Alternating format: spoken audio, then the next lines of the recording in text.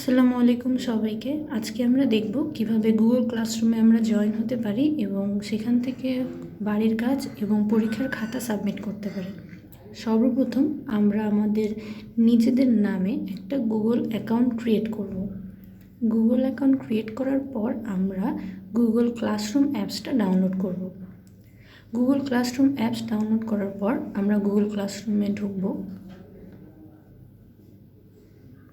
তারপর আমরা এখানে আমাদের ফোনে যদি অন্য কোনো জিমেইল অ্যাকাউন্ট অ্যাড করা থাকে আমরা সেখান থেকে আমাদের নিজেদের জিমেইল অ্যাকাউন্টটা সিলেক্ট করব। সেই ক্ষেত্রে একদম উপরের ডান দিকে আমরা ক্লিক করলাম। ক্লিক করার পর এখানে দুইটা জিমেইল দেখাচ্ছে। সো আমি যেই জিমেইল অ্যাকাউন্টটা ক্রিয়েট করেছি নিজের নামে সেই জিমেইল অ্যাকাউন্টটাকে সিলেক্ট করব। যেমন rosalina.mojaru। আমি এই জিমেইল অ্যাকাউন্ট থেকে আমার খাতাগুলো সাবমিট করতে চাই। সো এটা আমরা সিলেক্ট করব। তারপর নিচের ক্রিয়েট ক্লাস এবং জয়েন ক্লাস, এখানে আমরা জয়েন ক্লাসে ক্লিক করব। আমাদের কাছে একটি ক্লাস কোড চাওয়া হবে।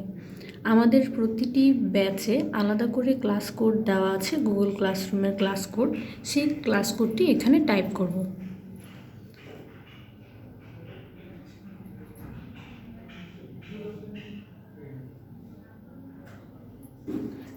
ক্লাস কোড টাইপ করার পর আমরা জয়েন ক্লিক করব।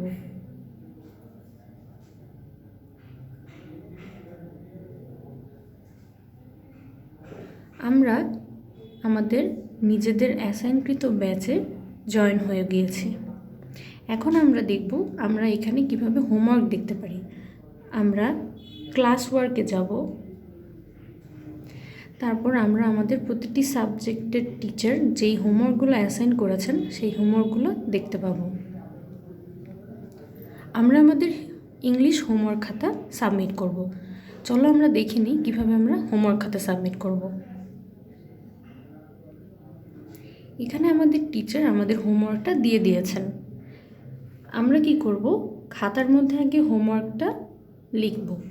লেখার পর অ্যাড ওয়ার্ক এখানে ক্লিক করব। তারপর স্ক্যানার নামে যে অপশনটা আছে সেই স্ক্যানার অপশনটা ক্লিক করব।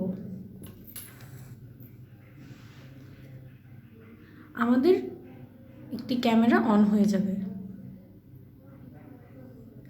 তারপর আমরা আমাদের হোমওয়ার্ক খাতার ছবি তুলব।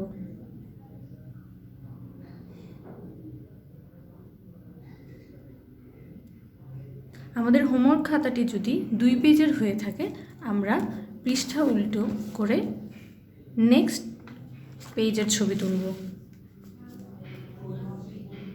আমরা নিচে যে প্লাস চিহ্নটি আছে সেই প্লাস চিহ্নটিতে ক্লিক করব।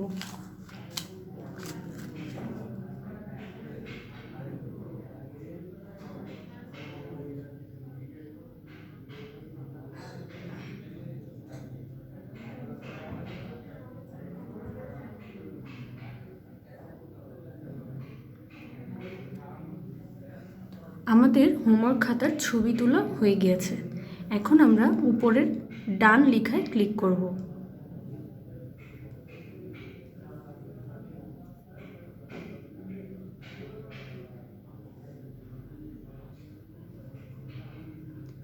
ডান ক্লিক করার পর কিছুক্ষণ অপেক্ষা করব।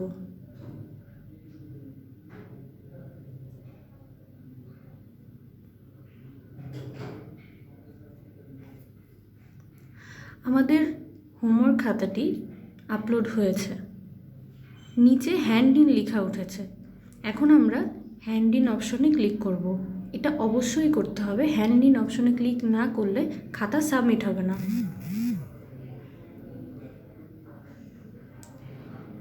হ্যান্ড ইন ইয়োর ওয়ার্ক, এখানে আমরা আবার হ্যান্ড ইন ক্লিক করব।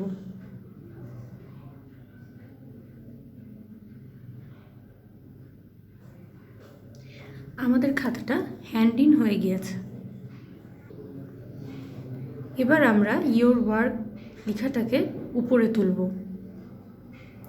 এখানে আমরা দেখতে পাচ্ছি আমাদের অ্যাটাচমেন্টটা আপলোড হয়ে গিয়েছে এবং নিচে আনসাবমিট লেখা উঠেছে এবং উপরে হ্যান্ডেড ইন লেখা উঠেছে।